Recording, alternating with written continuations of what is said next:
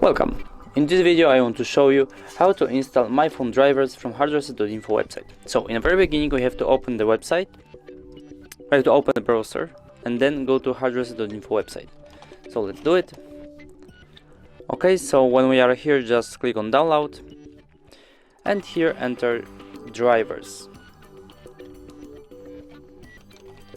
Okay, click on search. Excellent, just scroll down here and choose second page. Okay, so when we are here, we need to choose myPhone drivers. Click on it and download. Wait a couple of seconds.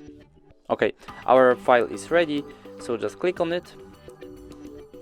This window we should close, doesn't matter. Click on MTK drivers and here we have two options, 64 and 86. So in my case I will choose 64. Okay, and now click next. Modify is correct, so click next again next and install. Okay, that's all. Thank you for watching. Please subscribe our channel and leave the thumbs up.